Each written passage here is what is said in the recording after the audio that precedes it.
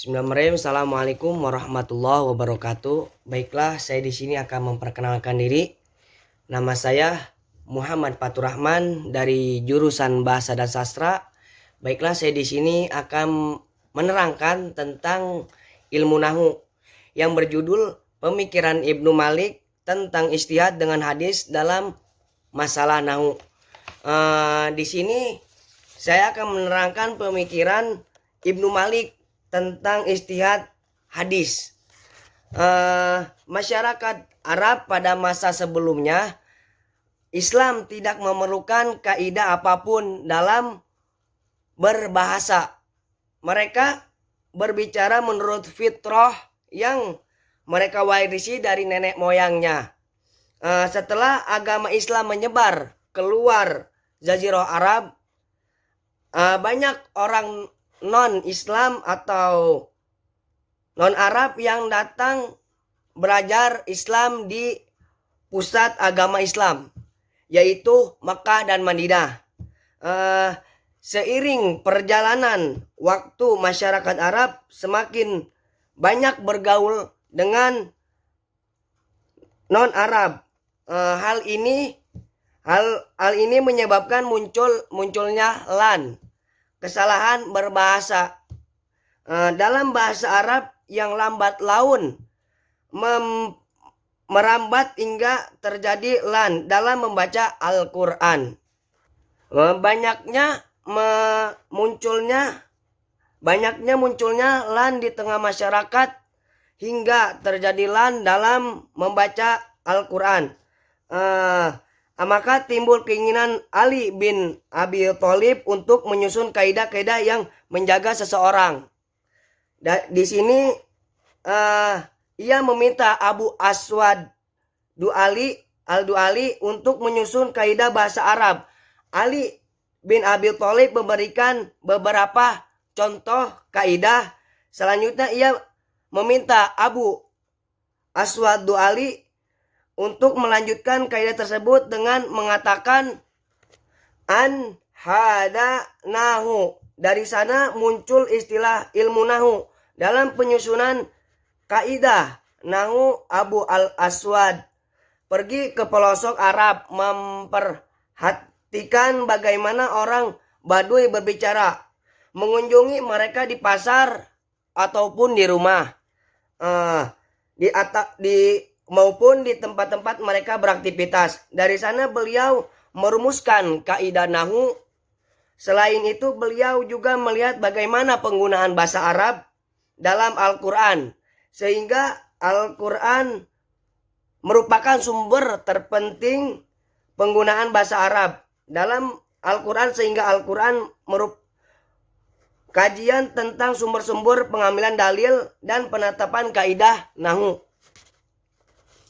Ulama nahu berbeda pendapat tentang penggunaan dalil dari hadis sebagai landasan dalam membangun kaidah nahu. Hal ini sama sekali bukan karena mereka meragukan kefasihan yang paling fasih dalam bahasa Arab, hanya saja karena hadis diriwayatkan oleh sebagian orang non-Arab dan bolehnya riwayat dengan maka menyebabkan ulama nahu. Adapun di dalam kitab Syarah Tashil, ketika menjelaskan sebuah permasalahan, Ibnu Malik mengatakan cara menyelesaikan persoalan ini dengan merujuk kepada dalil. Sama-sama masih dalam persoalan ini, beliau juga mengatakan la zalika illa bimajrudi at-tiba'a. Tidak ada alasan dalam hal ini kecuali dengan mengikuti dalil-dalil sahih yang bersumber dari sama-sama. Ibnu Malik menegaskan pandangannya tentang kebolehan ijtihad dengan hadis setelah memeriksa dalil yang ditemukan oleh Ibnu Dai. Baiklah, saya di sini akan menjelaskan huruf mim pada kata fama. Ibnu Malik menegaskan bahwa huruf mim tidak diganti dengan huruf ya huruf ya ketika ikhdafa sebagaimana dalam hadis lauhafu fammu. Beliau membantah pendapat yang mengatakan huruf mim diganti dengan huruf ya ketika ikhdafa dengan mengatakan hal ini menunjukkan kurangnya pengetahuan untuk orang yang menganggap bahwa mim berubah menjadi ya ketika ikhdafa. Ibnu Malik memiliki manhaj atau metode tersendiri dalam berijtihad dengan hadis. Pertama, beliau berijtihad dengan Al-Quran. Kalau tidak ditemukan syahid dalam Al-Quran, beliau berijtihad dengan hadis. Setelah itu beliau berijtihad dengan qaul Arab. Dan di urutan terakhir beliau berijtihad dengan syair. Di samping itu beliau juga mengutip pendapat Sibawai, Al-Hafs, Al-Mubarrad, dan Al-Fara. Pendapat tersebut beliau paparkan dan beliau komentari dengan singkat. Manhaj Ibnu Malik ini sangat berbeda dengan metode ijtihad ulama nahwu. Sebelum beliau Ibnu Malik berijtihad dalam menggunakan hadis bervariasi Arab. Bervariasi tergantung ketersediaan materi hadis yang sesuai dengan pembahasan nahwu. Dalam prakteknya beliau berijtihad sebagai berikut. Pertama, berijtihad dengan hadis saja tanpa menyebut syahid yang lain. Hal ini diantaranya ketika beliau menjelaskan fi'il madhi yang bermakna istiqbal. Menurut Ibnu Malik, kata sami'a bermakna yasma, dan beliau hanya berijtihad dengan hadis untuk menguatkan pendapatnya. Begitu juga ketika menguatkan pendapatnya bahwa min makna muj, beliau cukup dengan berijtihad dengan hadis saja.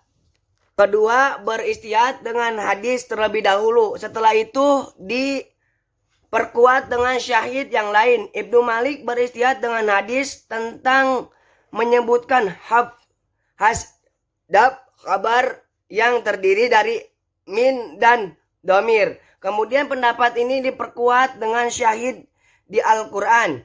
Ibnu Malik menjadikan asyaroka sebagai mubtada dengan khobar yang tidak disebutkan. Susunan kalimat tersebut menurut Ibnu Malik adalah syahid hadis ini adalah ka bilhalika wa syaraha. Syahid hadis ini beliau perkuat dengan syahid Al-Quran. Dalam hal ini Ibnu Malik berseberangan dengan pendapat mayoritas ulama nahwu. Dalam pembahasan fi'il madhi yang bermakna istiqbal, Ibnu Malik berijtihad dengan hadis bahwa fi'il madhi setelah bisa bermakna istiqbal, begitu juga kalau fi'il madhi tersebut bermakna doa. Beliau kemudian berijtihad dengan syair seperti berikut: wassalamu alaihi halala sholi qauli nahwu. Kesimpulan dari judul ini, hadis merupakan salah satu sumber bahasa tertulis yang merekam perkembangan bahasa Arab pada beberapa abad yang lampau. Karena hadis mendapat perhatian dari ulama untuk ditulis dan dibukukan setelah Al-Quran. Proses kodifikasi hadis hampir berbarengan dengan penyusunan dan pengumpulan syawahid yang sumber dari kalam Arab. Ini berarti bahwa kodifikasi hadis lan di kalangan masyarakat. Oleh sebab itu, hadis merupakan kekayaan bahasa yang dapat diteliti. Sampai sekarang, Ibnu Malik sudah membukakan jalan untuk menjadikan hadis sebagai syahid yang sah dalam masalah nahwu dan dilengkapi dengan kritikan ulama setelah beliau yang merupakan rambu-rambu agar berhati-hati dalam memilih syahid hadis. Mungkin cukup sekian yang bisa saya terangkan dalam judul ini. Kurang lebihnya mohon maaf. Wabillahi taufik wal hidayah. Wassalamualaikum warahmatullahi wabarakatuh.